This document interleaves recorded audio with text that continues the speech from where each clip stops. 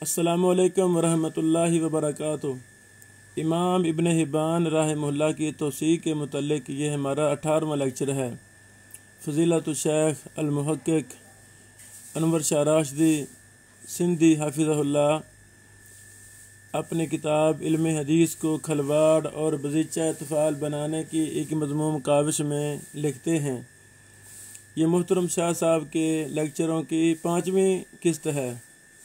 انہوں نے امام ابن حبان کی توثیق پر بہت مفصل بحث کی اور بحث کا حق ادا کر دیا۔ اللہ تعالیٰ شیخ کو جزائے خیر عطا فرمائے۔ تو ہمارے پیش نظر چونکہ ایک لمبی تفصیل ہے، ہم چاہتے ہیں کہ اپنے طلبہ و طالبات کے سامنے امام ابن حبان کے منہج کو بڑی تفصیل کے ساتھ رکھیں تاکہ معلوم ہو جائے کس کو غلطی لگی ہے، کس کی بات ٹھیک ہے۔ بارک اللہ فیکم۔ یہ محترم شیخ انور شاہ راشدی حافظ اللہ کی آخری قسط ہے جو انہوں نے اپنے مضمون میں لکھی۔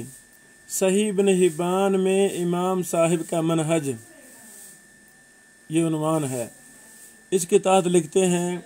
محدثین کرام کی تصریحات اور امام ابن حبان کی صحیح کے تتبع سے معلوم ہوتا ہے کہ امام صاحب کا ان کی صحیح میں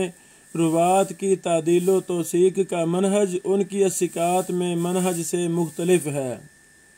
یعنی ثقات میں ان کا یہ منہج تھا کہ لِأَنَّ الْعَدْلَ مَنْ لَمْ يُعْرَفْ مِنْهُ الْجَرْحُ ضِدَّ تَعْدِيلٍ فَمَنْ لَمْ يُعْلَمْ بِجَرْحٍ فَهُوَ بِعَدْلٍ إِذَا لَمْ يُبَيِّنْ ضِدُّهُ إِذْ لَمْ يُكَلِّفِ النَّاسُ مَا غَابَ عَنْهُمْ إِذْ لَمْ يُكَلَّفِ النَّاسُ مَا غَابَ عَنْهُمْ کہ جرح سے خالی راوی عادل اور ثقہ ہے، کیونکہ جرح تعدیل کی ضد ہے، تو جس راوی پر جرح وارد نہیں تو وہ عادل ہے جب تک اس کی ضد بیان نہیں کی جاتی، کیونکہ مخفی چیزوں کے لوگ مکلف نہیں، وہ محض ظاہری اشیاء کے مکلف ہیں۔ جلد نمبر 1 صفحہ نمبر 11 الثقات کا۔ گویا امام صاحب کے نزدیک ہر مسکوت عنہ راوی عادل ہے، الا یہ کہ اس پر کسی کی جرح ثابت ہو جائے یا اس کی روایات کے صبر و تتبع سے اس کا ضعیف ہونا ثابت ہو جائے، ورنہ بصورت دیگر وہ راوی ثقہ ہے۔ روایات کے صبر و تتبع سے توثیق و تضعیف کرنا تو یہ عین محدثین کرام کا منہج ہے، اور بہت سارے روات کی تعدیل و تجریح اسی انداز میں ہی کی گئی ہے۔ ائمہ کرام تمام روات سے بنفس نفیس نہیں ملے، لیکن ان امام ابن حبان کا یہ کہنا کہ جرح سے خالی ہر راوی عادل و ثقہ ہے تو ان کے اس قول میں نظر ہے،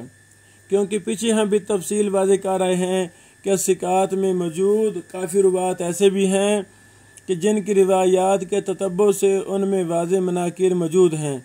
اور ایسوں کو بھی امام صاحب نے اس لیے ثقات میں ذکر کر دیا ہے کہ ان پر کسی محدث سے جرح ثابت نہیں، اور امام صاحب بھی ان کی روایات کا صبر و تتبع نہ کر سکے، تو ایسی صورت میں یہ منہج کس طرح درست ہو سکتا ہے؟ مگر الثقات کے برعکس ان کی صحیح بظاہر اس منہج سے منفرد اور ہٹی ہوئی نظر آتی ہے، جس پر خود امام صاحب کا قول الصحیح میں ان کا تعامل محدثین کرام کی تصریحات بخوبی دلالت کرتی ہیں۔ امام صاحب اپنے صحیح کے مقدمہ میں اپنا منہج یوں بیان کرتے ہیں۔ یہ تفصیلی بحث صحیح ابن حبان جلد نمبر 1 صفحہ نمبر 151 اور 152 سے نقل کی گئی ہے۔ اس کے بعد محترم شاہ صاحب لکھتے ہیں: اب امام صاحب اپنی صحیح میں روات کے لیے شروط لگاتے ہیں کہ اگر یہ شروط روات اور ان کی بیان کردہ روایت میں پائی جائیں گی تو اس کی حدیث کو صحیح میں ذکر کریں گے۔ ان شروط میں واضح طور پر شدت اور سختی بھی پائی جاتی ہے۔ مثلا راوی اپنی عدالت میں معروف ہو، یعنی اس کے ظاہری حالات یہ بتا دیں کہ وہ اکثر طور پر مطیع و فرما بردار ہے اور بہت کم معصیات کا ارتکاب کرتا ہے۔ اگر یہ شرط رکھی جائے کہ وہ سرے سے ہی معصیات کا مرتکب نہ ہو تو اس طرح پھر کوئی بھی عادل نہیں بن سکتا۔ راوی اپنی حدیث بیان کرنے میں صدق کے اعتبار سے مشہور و معروف ہو، محض حسن ظن رکھتے ہوئے راوی کو صادق نہیں سمجھتے، جیسا کہ ثقات میں ان کا منہج تھا، اور صادق بھی اس طرح کہ اس کو اس نے صادق کہا ہو جو حدیث کی صناعت اور واقفیت ہو، یعنی جرح و تعدیل کے اصولوں سے باخبر اور مطلع ہو۔ یہ نہیں کہ اگر اس کو اس کے پڑوسی یا اس کے شہر اور علاقے کے عادل لوگ اس کی تصدیق کریں تو کافی ہے، کیونکہ ایسا بھی ہوتا ہے کہ شہر اور علاقے کے عادل مکین کسی کی تصدیق تو کرتے ہیں لیکن فی الحقیقہ روایت حدیث میں وہ غیر صادق ہوتے ہیں۔ لہذا ہر معدل عادل ہونے کی تصدیق کرنے والا حدیث کی صناعت و اہلیت نہیں رکھتا کہ اس کی تعدیل کا اعتبار کر کے حقیقت میں بھی راوی کو روایت اور دین میں بھی عادل ہی مانا جائے۔ یعنی اس شرط راوی کے صادق ہونے میں کے متعلق امام صاحب یہ کہنا چاہ رہے ہیں کہ محض راوی کے ظاہری حالات سے اور اس کے شہر و علاقے کے عادل مکین عام لوگ نہ کہ جرح و تعدیل کے ائمہ کہ اس کے صادق ہونے کی گواہی دینے سے فی الحقیقت وہ راوی صادق نہیں بن جائے گا، بلکہ جو جرح و تعدیل کے ائمہ کرام ہیں وہ اس کی روایات کا صبر و تتبع کر کے یہ فیصلہ کریں گے کہ یہ راوی اپنی روایات میں صادق ہے یا نہیں۔ شیخ احمد شاکر رحمہ اللہ امام ابن حبان کی اس عبارت پر تعلیق لگاتے ہوئے فرماتے ہیں، یہ 1.5 سطروں میں عبارت ہے، یعنی ابن حبان کے اس قول کا مطلب یہ ہے کہ کسی راوی کی تعدیل کرنے والوں کے لیے ضروری ہے کہ وہ ان علماء حدیث میں سے ہوں جنہوں نے اس فن سے ممارست کی ہو، روایت کی باریک بینیوں سے واقف ہوں اور روات کا جرح و تعدیل میں پوری دیانتداری سے نقد کیا ہو۔ ان معدلین کی تعدیل کافی نہیں کہ جو سابقہ ازمنہ میں فیصلہ جات کے گواہوں کی تعدیل کیا کرتے تھے، اس لیے کہ ان میں سے ہر معدل تعدیل کرنے والا ایسا نہیں ہے کہ جو صنعت حدیث سے واقفیت رکھتا ہو۔ آگے سرخی ہے صحیح ابن حبان، یعنی ائمہ جرح و تعدیل اور ماہرین فی علم رجال محض راوی سے مل کر اسے بظاہر اچھا محسوس کر کے اور خالی حسن ظن سے کام لیتے ہوئے اس کی تعدیل نہیں کیا کرتے تھے، بلکہ اس کی روایات کی بھی اچھی طرح جانچ پڑتال کر کے پھر ہی اس پر جرح و تعدیل کا حکم لگایا کرتے تھے، اور اصل اعتبار بھی اسی چیز کا ہے۔ اس لیے مصطلح الحدیث میں یہ طے شدہ ہے کہ بظاہر اگرچہ کسی راوی کی عدالت اور صداقت معلوم نہیں ہے، لیکن اگر اس کی روایات یہ بتا دیتی ہیں کہ ان میں راوی اغلب طور پر ثقات روات کی موافقت کرتا ہے، یعنی کثرت اوہام یا کثرت مناکیر، اگر راوی کثیر الروایہ ہے، ورنہ اگر قلیل الروایہ کی ایک بھی روایت خطا شدہ یا منکر پائی گئی تو اس کی باقی تمام روایات سے اعتماد اٹھ جائے گا، نہیں تو ایسا راوی ثقات کے زمرے میں داخل ہو جائے گا اور اس کی تعدیل ہوگی۔ اور اگر اس کی روایات میں کثرت اوہام یا کثرت مناکیر ہیں تو وہ پھر ضعفاء کے زمرے میں داخل ہوگا، کیونکہ عربی کا ایک معروف مقولہ ہے الاناء یترشح بما فی، یعنی برتن سے وہی کچھ بہے گا جو اس میں ہوگا، لہذا راوی اگر کذاب وضاع اور دجال ہوگا تو وہی کچھ اگلے گا، یعنی اس کی روایات میں واضح فوات ہوں گی اور اما جرح و تعدیل، تو اسے محض دیکھ کر ہی فوراً طے کر لیں گے کہ یہ راوی کس قسم کا ہے۔ اس کو یوں سمجھیے کہ تاریخ میں ایسے ایسے لوگ گزرے ہیں جن سے ہم ملاقات نہیں کر سکے، لیکن اس کی حالات زندگی اور سیرت سے معلوم کر لیتے ہیں کہ فلاں شخص کیسا تھا۔ یعنی کسی کے متعلق رائے قائم کرنے کے لیے ضروری نہیں کہ اس سے لازماً لقاء ہو، بلکہ اس کے احوال و اطوار سے مطلع اور باخبر ہو کر بھی ہم اس کے متعلق رائے قائم کر لیتے ہیں اور کرتے ہیں۔ اسی طرح کسی راوی کی محض روایات کی جانچ پڑتال کر کے ہی معلوم کیا جا سکتا ہے کہ اس کی پوزیشن کیا ہے۔ یعنی کسی راوی کی روایات ایسی ہیں کہ جن میں سراسر شریعت کی مخالفت ہو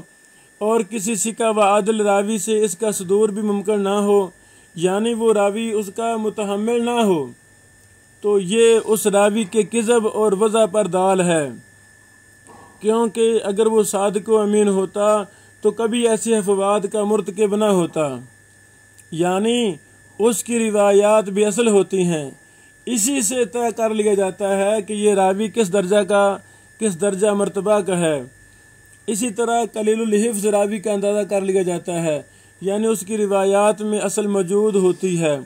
کہ ثقات روات سے مفہوماً اس طرح کی روایات مروی تو ہوتی ہیں، مگر وہ راوی اس میں عدم حفظ اور عدم ضبط کی وجہ سے غلطیاں کر بیٹھتا ہے کہ جس سے اس کی روایات میں ثقات روات کی مخالفت واقع ہو جاتی ہے اور وہ مناکیر بیان کرنے لگ جاتا ہے۔ ایک کذاب، وضاح اور قلیل الحفظ راوی کا اس طرح بھی پتہ چلا سکتے ہیں کہ اول و ذکر کی روایات بھی اصل ہوتی ہیں، یعنی ثانی و ذکر کی روایات بھی اصل نہیں ہوتی بلکہ ان کی اصل ہوتی ہے، لیکن ثقات کی مخالفت کے ساتھ۔ لیکن یہ بھی یاد رہنا چاہیے کہ ثقہ کی روایت بھی بسا اوقات اس کے وہم کی وجہ سے بھی اصل ہو جاتی ہے کہ جس کے مختلف اسباب ہیں، تفصیل کا یہ محل نہیں، اپنے مقام پر اس کی وضاحت کی جائے گی انشاءاللہ۔ یہاں بیان کرنے کا یہ مقصد ہے کہ روایات کے تتبع و صبر سے روات کی حقیقت واضح ہو جاتی ہے، اصل اور غیر اصل کا بھی پتہ لگ جاتا ہے۔ امام ابن حبان یہی کہنا چاہ رہے ہیں کہ راوی کے محض ظاہری حالات سے، عام مکینوں اور پڑوسیوں کی تعدیل سے کسی راوی کی توثیق و تعدیل نہیں کی جا سکتی،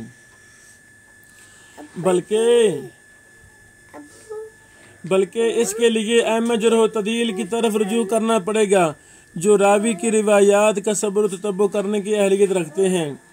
لہذا امام صاحب کی یہ شرط عین ائمہ جرح و تعدیل کے موافق ہے اور الثقات کے برعکس اپنے صحیح کے لیے اس کے مطابق منہج اپنایا ہے۔ ظاہر ہے جرح و تعدیل کے اعتبار سے یہ سختی اور شدت ہے جو عین منہج المحدثین ہے، اور امام صاحب اسی پر کارآمد ہونے کی صراحت کر رہے ہیں۔ اب یہ الگ بات ہے کہ امام صاحب کس حد تک اس پر پورا اترے ہیں، لیکن اس منہج کے اختیار کرنے سے یہ تو ضرور طے ہوا کہ بہر نوع اپنی الثقات کے مقابلے میں الصحیح میں بہت حد تک تساہل سے بچ گئے ہیں، کیونکہ الثقات اور الصحیح کے منہج میں عملاً بھی واضح فرق موجود ہے۔ اسی کے ساتھ فضیلت الشیخ ابو المحبوب سید انور شاہ راشدی حافظہ اللہ بن سید قاسم شاہ راشدی بن شیخ الاسلام